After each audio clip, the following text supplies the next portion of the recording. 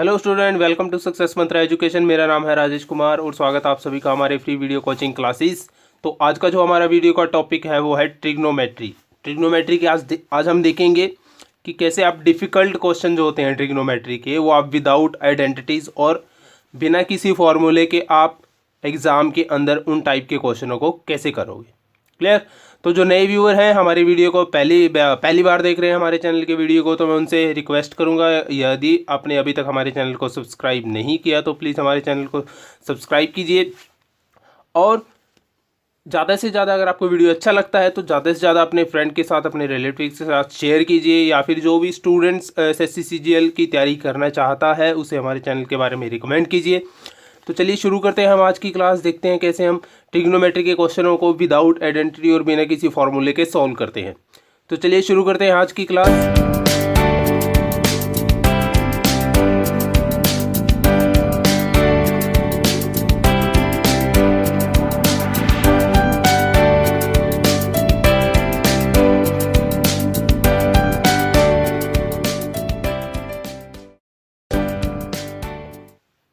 तो चलिए शुरू करते हैं हम। ये है हमारा फर्स्ट क्वेश्चन। हमें इसकी वैल्यू फाउंड आउट करनी है कि कितनी वैल्यू है इसकी। तो आपके पास तो दो ऑप्शन है, या तो आप इसे आइडेंटिटी लगाकर सोल्व कीजिए या फिर आप इसे क्विक अप्रोच के साथ। कैसे? अब जितने भी इस वीडियो के अंदर क्वेश्चन होंगे मैक्सिमम टाइप के, तो मैं उन्हें कैसे सोल्व करूंगा। मैं उन्हें put value of theta is equal to 0, 30 degree, 45 degree और 60 डिग्री और 90 डिग्री। क्लियर। तो ये 5 एंगल होंगे जो मैं थीटा की वैल्यू पुट करूंगा इनमें। जिस क्वेश्चन में सेटिस्फाई करेगा आपका जो एंगल की वैल्यू होगी, जो सेटिस्फाई करेगी वही मैं इसमें पुट करूंगा। कैसे सेटिस्फाई करेगी और कैसे रखना है वैल्यू। अब सपोज कीजिए आपका ये फर्स्ट क्वेश्चन है, यहाँ पर दिया हुआ है। क्लियर। तो सिर्फ इसी क्वेश्चन में मैं आपको बता रहा हूँ, ठीक है। आगे जितने क्वेश्चन होंगे मैं उनको डायरेक्टली करूँगा। तो अगर मैं यहाँ पर थीटा की वैल्यू में 0 रखता हूँ। क्लियर। तो अगर मैं यहाँ पर आप सपोज करिए थीटा की वैल्यू आप यहाँ पे 90 रख दो। क्लियर। तो आप थीटा की वैल्यू यहाँ पे 90 रखोगे। टेंजेंट 90 क्या होता है? अनडिफाइंड। तो आपकी इक्वेशन सॉल्व होगी ही नहीं। क्लियर। तो अगर आपने सपोज करो 60 रख दिया। क्लियर। तो आपने यहाँ पे 60 रख दिया, तो 1 प्लस टेंजेंट 60 कितना होता है? √3। तो यहाँ पर 1 प्लस √3 होगा, यहाँ पे 1 माइनस √3 होगा। तो आपके लिए इक्वेशन करना बहुत ही लेंथी हो जाएगा। क्लियर। तो अगर आप एंगल के लिए देखिए 45 के लिए। क्लियर। अगर यहाँ आप 45 रख देते हो तो यहाँ पे देखिए डिनोमिनेटर में आपका क्या हो जाएगा? 1 माइनस 1 0। तो किसी इक्वेशन के डिनोमिनेटर अगर 0 हो तो वो क्या देता है? इन्फिनिटी। क्लियर। तो आपका ये इक्वेशन किस में कन्वर्ट हो जाएगा? इन्फिनिटी में। क्लियर।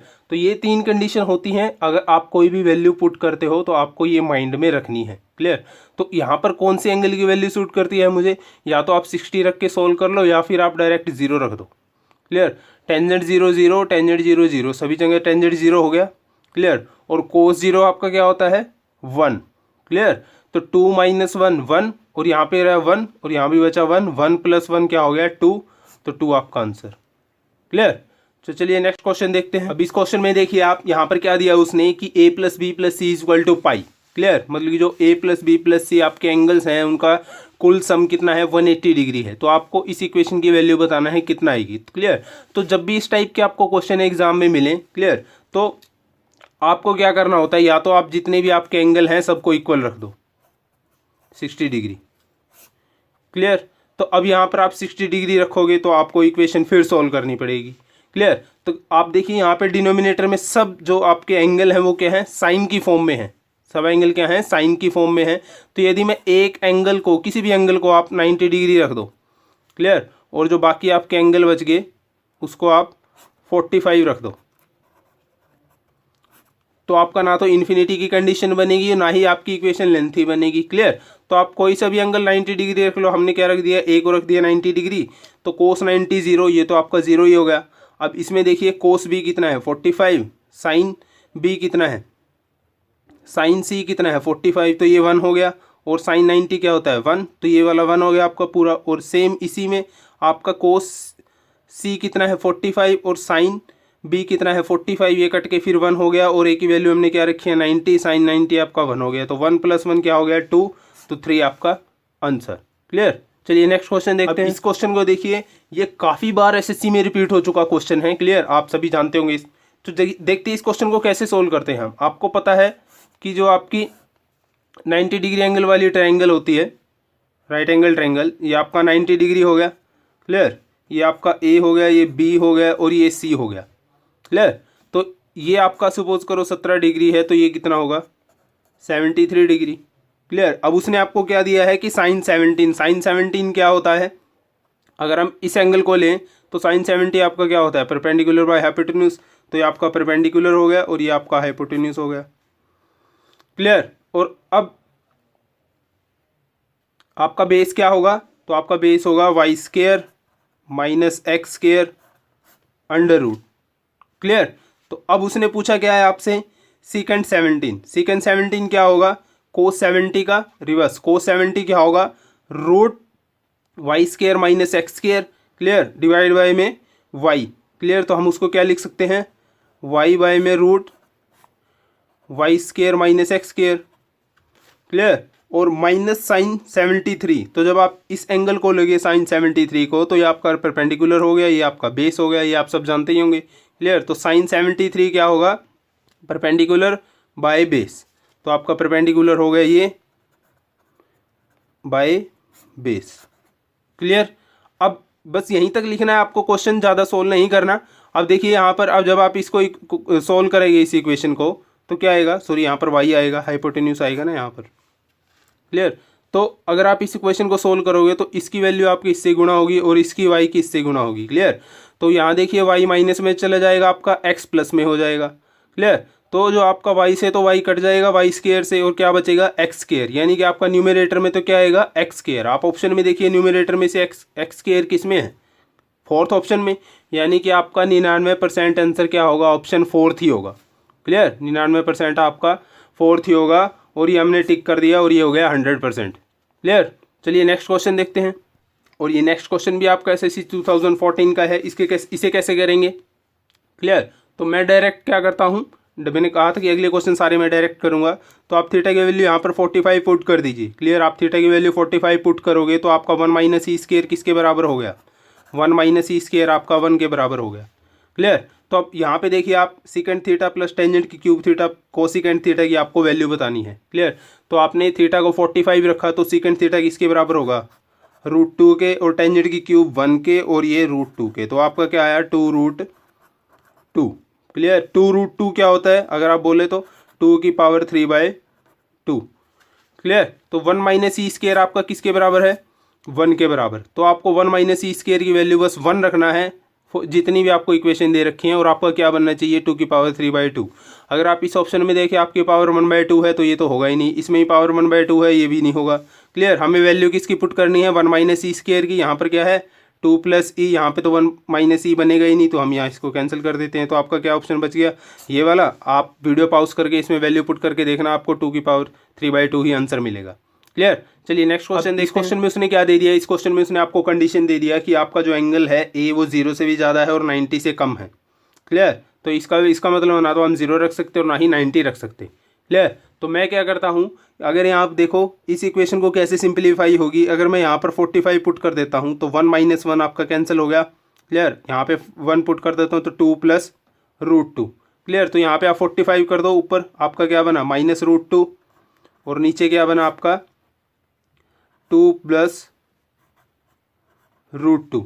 क्लियर, तो अगर इस वाली इक्वेशन में से नीचे वाली इक्वेशन में से मैं √2 माइनस लेता हूँ तो आपका √2 से √2 पर कैंसिल हो जाएगा, नीचे क्या बचेगा 1/√2 + 1।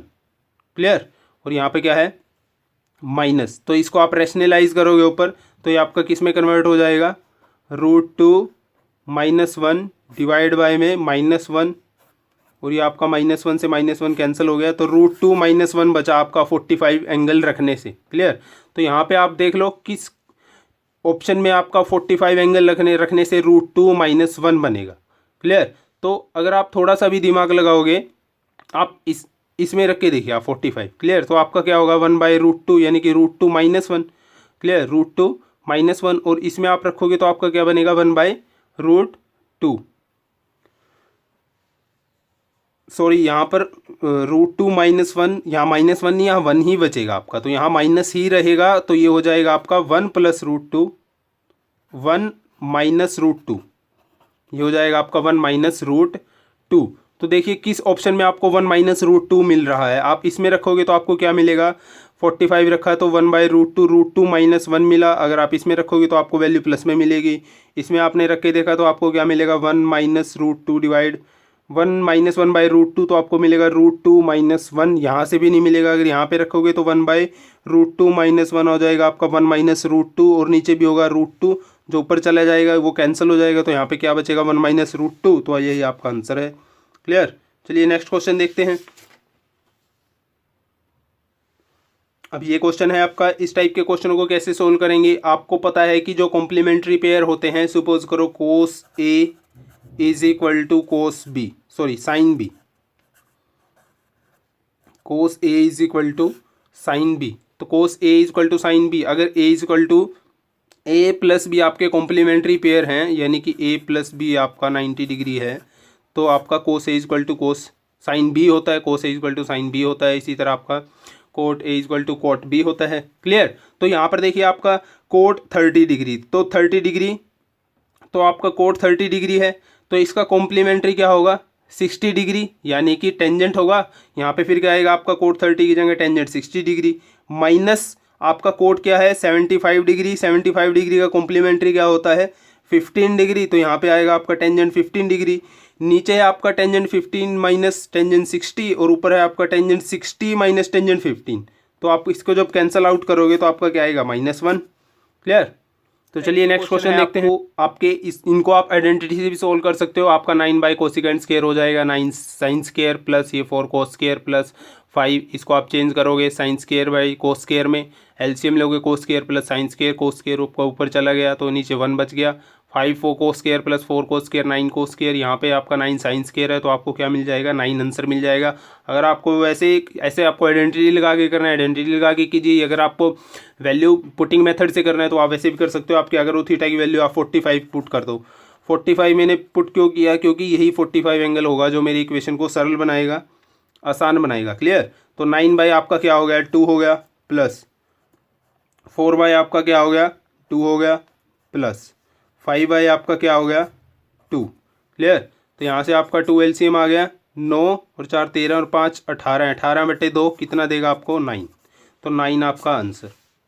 क्लियर। आप आइडेंटिटी लगा के करो तो तभी आपका आंसर 9 ही आएगा। आप सेम अगला क्वेश्चन है आपका, इसे भी हम कैसे करेंगे, 45 पुट किया हमने, क्या बनेगा 5/2 प्लस 2/2 प्लस 3/2। क्लियर। 5 और 2 7 और 3 10, आपका एलसीएम क्या आएगा 2, तो 2 पंजे 10, 5 आपका आंसर। चलिए नेक्स्ट क्वेश्चन है, ये आपका नेक्स्ट क्वेश्चन देखते हैं इसे कैसे करते हैं। क्लियर। फिर वही मैं आप एक्स और वाई की यहाँ पर वैल्यू रखूँगा। अगर मैं 0 नहीं रख सकता क्योंकि वाई आपका 0 हो गया तो सारी वैल्यू इन्फिनिटी हो जाएगी। क्लियर। तो मैं एक्स और वाई को 45 भी नहीं रख सकता क्योंकि जो आपकी पी और की वैल्यू आएगी वो 1 1 हो जाएगी। तो अगर यहाँ पर आप 1 रखोगे इक्वेशन में, देखिए आप ऑप्शन में, तो आपकी वैल्यू फिर इन्फिनिटी हो जाएगी। क्लियर। तो मेरे को यहाँ पर कुछ ऐसे एंगल रखने पड़ेंगे कि जो मेरी कैलकुलेशन को आसान बना दें। क्लियर। तो कैसे, मैं क्या करता हूँ, जो आपकी एक्स की वैल्यू है, क्लियर, एक्स की वैल्यू को मैं आपकी रख देता हूँ 45 डिग्री। क्लियर। और जो आपकी वाई की वैल्यू है उसको मैं रख देता हूँ 30 डिग्री। अब आप सोचोगे कि मैंने x को 30 क्यों नहीं रखा और y को 30 क्यों नहीं रखा। ये देखिए आप, साइन x आपका क्या होगा 1/√2। क्लियर।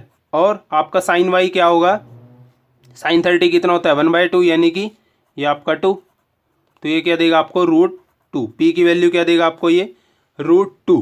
क्लियर। तो यानी आपको सिंगल डिजिट में वैल्यू मिल गई। क्लियर। और अगर आप फिर आप क्यू में देखिए, क्यू की वैल्यू रखोगे तो आपको क्या मिलेगा 45 यहाँ पे रखा आपने, तो 1/√2, और cos 30 क्या होता है आपका √3/2, तो यानी कि आपको क्या देगा √2/√3, क्योंकि यहाँ पे √2 है ना और ये ऊपर चले गया 2, तो यहाँ पे क्या बन गया √2।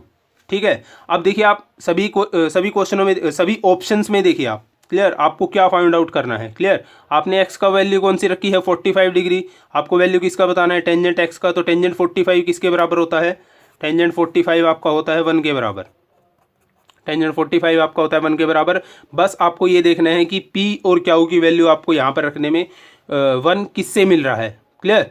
तो अब यहाँ पर देखिए आप, जो आपके ऑप्शन है सभी का डिनोमिनेटर क्या है, सेम है 1 माइनस पी स्केयर। तो आपको 1 माइनस पी स्केयर की वैल्यू पता कर लेनी है, आपके माइंड में कितनी होगी, 1 माइनस पी स्केयर की वैल्यू आपकी -1 होगी। क्लियर। तो लेकिन आपका आंसर किस में है, पॉजिटिव में, यानी कि जो आपका ऊपर वाला फ्रैक्शन होगा वो भी नेगेटिव में बनना चाहिए, तभी तो माइनस माइनस कैंसिल हो गया, आपका पॉजिटिव वैल्यू देगा। क्लियर। सो चलिए देखते हैं। तो पी स्केयर आपका -1 है, सॉरी डिस्ट्रैक्शन हो गया था बीच में वीडियो के। तो अगर यहाँ पे पी स्केयर की माइनस वैल्यू रखोगे आप, तो ये आपका आ गया -1। क्लियर। और ये भी आपका देगा -1, सभी जगह आपका -1 आएगा। क्लियर। तो ये आपकी जाहिर सी बात है, आपका वैल्यू क्या है, पॉजिटिव में, यानी कि जो आपका ऊपर वाला फ्रैक्शन है वो भी आपको नेगेटिव में ही चाहिए। क्लियर। तो तभी आपका आंसर माइनस माइनस कैंसिल हो गए, तभी आपका पॉजिटिव वैल्यू बनेगा। क्लियर। तो यहाँ पे अगर आप देखें, ये तो आपका पॉजिटिव देगा वैल्यू, ये तो होगा ही नहीं। क्लियर। तो अगर आप इसमें देखें, क्लियर, तो इसमें देखोगे आप क्यू स्केयर, क्या हो गया आपका √2/√3। क्लियर। तो यानी कि 2/3 - 2। क्लियर। सो ये आपको देगा 2 - 6 -4 देगा आपको, ये माइनस से माइनस कैंसिल हो गया, 4 बचा आपका। पी बाई क्या हुआ है, पी बाई क्या हुआ, यहाँ से आप निकालोगे तो क्या आएगा आपका पी बाई क्या हुआ है आपका √3/1। तो क्लियर। तो ये भी आपको 1 नहीं देगा। क्लियर। अब बच गया आपका ये दे ऑप्शन। क्लियर। यहाँ पे पी बाई क्या हुआ है, यहाँ पे क्या हुआ है पी है। क्लियर। तो आपका अगर ये वाला जो पोर्शन है ये सब में सेम है, इसमें भी और इसमें भी। क्लियर। तो एक में कैलकुलेट कर लो आप, किसी में भी, दोनों में रखने की जरूरत नहीं है आपको, एक में कैलकुलेट कर लो। सपोज करो हम इसमें कैलकुलेट कर लेते हैं, क्यू स्केयर -1 आपको क्या देगा, क्यू स्केयर की वैल्यू क्या है √2/√3, यानी कि 2/3 -1 आपको क्या देगा, वो -1/3। और आपको पता है जो आपका 1 माइनस पी स्केयर क्या किसके बराबर है, -1 के। तो आपका रूट में क्या बन गया 1/√3, और बाहर पी बाई क्या है आपका √3/1। तो आपका कैंसिल आउट होके क्या मिल गया हमें 1। तो बी आपका आंसर। क्लियर। चलिए नेक्स्ट क्वेश्चन देखते हैं। बहुत ही सिंपल है, यहाँ पर दिया उसने 1 + sin alpha 1 + sin beta 1 + sin gamma equal to 1 - sin alpha 1 - sin beta 1 - sin gamma. Clear. Then what is the value, then each relation will be equal to, किसके बराबर होगा ये आपको बताना है। क्लियर। तो यदि मैं पहले ही जो आपको इक्वेशन क्वेश्चन में दे रखी है, अगर मैं उसको सेटिस्फाई करवा दूँ, क्लियर, और वही एंगल की वैल्यू मैं इसमें ऑप्शन में रख के देखूँ, अगर मेरे को आंसर सेम मिल रहा है तो यानी कि आपका वही आंसर होगा। क्लियर। तो मैं क्या कर देता हूँ, अल्फा बीटा गामा की वैल्यू मैं 0 पुट कर देता हूँ सभी में। क्लियर। तो यहाँ पे क्या बनेगा आपका 1, इस साइड भी क्या बनेगा 1। तो अब आपका ऑप्शन में जो आपके अल्फा बीटा गामा की वैल्यू है उनको भी 0 पुट करके 1 बनना चाहिए। तो आपका सिर्फ एक ही ऑप्शन ऐसा है जिसमें आपकी वैल्यू 1 बनेगी, वो है आपका ऑप्शन 1। क्लियर। तो सभी में इसमें भी 0 बन जाएगा, इसमें भी 0 बन जाएगा, तो आपका ऑप्शन क्या हो गया 1, यही आपका आंसर। क्लियर। नेक्स्ट है आपका 1 + sin θ / 1 - sin θ, और 1 - sin θ / 1 + sin θ, सभी अंडर रूट में है। क्लियर। अब यहाँ पर मैं थीटा की वैल्यू 0 तो नहीं रख सकता। क्लियर। अगर मैं यहाँ पर 0 रखूँगा वैल्यू, तो आपका क्या होगा 1, और ये भी 1 बन जाएगा, 1 प्लस यहाँ पे 0 रखा, यहाँ पे 0 रखा, तो 1 + 1 आपका क्या बना 2। क्लियर। तो आपको क्या दे रहा है वैल्यू 2। क्लियर। तो जब यहाँ पर आप 0 रखोगे, cos 0 1 होगा, तो आपको 2 मिलेगा। क्लियर। तो लेकिन जब यहाँ पर भी आप वैल्यू 0 रखोगे, सेकंड 0 क्या होगा 1 ही होगा ना, तो यहाँ पर भी आपको वैल्यू 2 मिलेगा। क्लियर। तो जब भी आपको ऐसे आंसर में कॉन्ट्राडिक्शन हो किसी भी वैल्यू को लेकर, तो आप उसको पुट नहीं करोगे। क्लियर। तो आप दूसरा एंगल चूज करो। क्लियर। तो मैं यहाँ पर क्या करता हूँ, थीटा की वैल्यू को मैं 30 डिग्री रख देता हूँ, क्योंकि जो 30 डिग्री में साइन क्या होता है आपका 1/2 होता है, मेरे को सारे रियल नंबर मिलेंगे। क्लियर। तो यहाँ पर आपका 1 + sin θ किसके बराबर होगा 3/2 के, और 1 - sin θ किसके बराबर होगा 1/2 के। ये आपसे कैंसिल हो गया, ये क्या बच गया 3। क्लियर। ये √3 बच गया ना, आपसे रूट में है वैल्यू। इसको सोल्व करके क्या आएगा आपका, इसकी जाहिर सी बात, अब आपका 1 - sin θ है, 1 + sin θ अब आपका इन्वर्स हो गया, तो आपका रिजल्ट भी इन्वर्स हो जाएगा किसमें 1/√3 में। क्लियर। तो ये आपका हो गया 3√3 + 1 आपको क्या देगा 4/√3। क्लियर। बस आपको देखना है कि 45 डिग्री रख के आपका कहाँ पर 4/3 बन रहा है। 45 यहाँ पर रखा, 2/√2 बना, यहाँ पर भी 2/√2 बना, यहाँ पर आपका 2 बना, तो एक ही रिजल्ट ऐसा है आपका 4th, जिसमें आपका 4/3 बनेगा। क्लियर। तो चलिए नेक्स्ट क्वेश्चन देखते हैं। चलिए ये आपका नेक्स्ट क्वेश्चन है, देखते हैं इसको कैसे करेंगे। cos θ = p/√√p² + q²। क्लियर। तो जैसे हमने इसको sin 17 वाला क्वेश्चन किया था, हम इसको भी ऐसे ही करेंगे।